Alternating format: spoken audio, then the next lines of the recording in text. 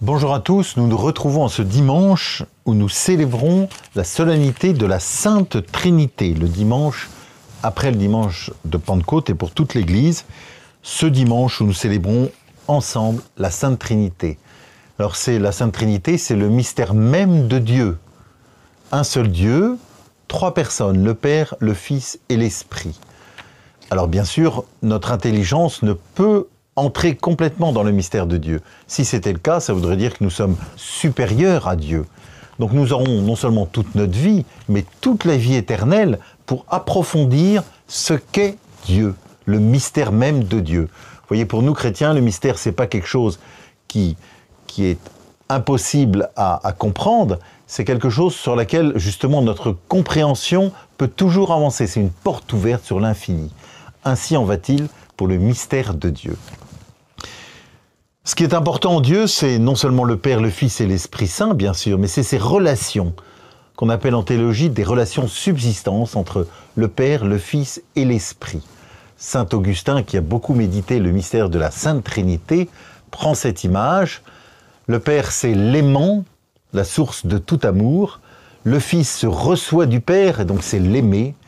Et l'Esprit Saint, c'est l'amour, l'amour du Père et du Fils. L'aimant, l'aimer, l'amour, pour illustrer ce qu'est la Trinité.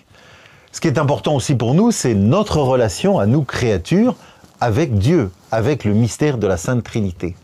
Et je retiendrai simplement trois choses. La Trinité est à l'origine, puisque c'est la Trinité, Dieu qui est le Créateur. Saint Irénée prend cette image que le Père crée avec ses deux mains, que sont le Fils et l'Esprit. Et donc nous sommes issus de la Trinité. C'est la Trinité qui nous a créés. Et puis la Trinité est aussi à la fin, puisque nous sommes destinés à entrer pleinement, c'est ce qu'on appelle la vie éternelle, dans le mystère de Dieu, c'est-à-dire à sortir du temps, et donc pour toujours, pour l'éternité, à entrer dans le mystère de Dieu, et nous aurons l'éternité, donc pour percevoir, découvrir, nous plonger dans l'amour même qui constitue Dieu, qui est le mystère de la Trinité.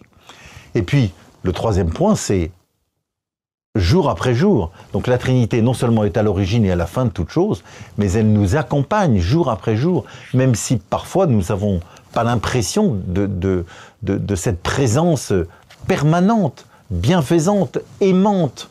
Cette présence qui nous est plus familière par la personne du Fils en Jésus-Christ, mais qui est là aussi par l'Esprit et bien sûr par le Père. Et donc vous voyez, la Trinité, elle est à l'origine, à la fin, mais aussi jour après jour, elle nous accompagne. Et nous sommes invités, c'est la beauté de notre vocation chrétienne, de vivre en permanence ces relations avec le mystère de Dieu, avec chacune des personnes de la Trinité, mais aussi avec Dieu lui-même. Et donc toute la profondeur et la beauté de ce que nous vivons ici-bas est toujours en lien avec le mystère de la Trinité. Alors vous voyez, en cette fête de la Sainte Trinité, que nous puissions, certes par notre intelligence, mais surtout par notre cœur, grandir, approfondir le mystère de Dieu un et prime. Bon dimanche à tous.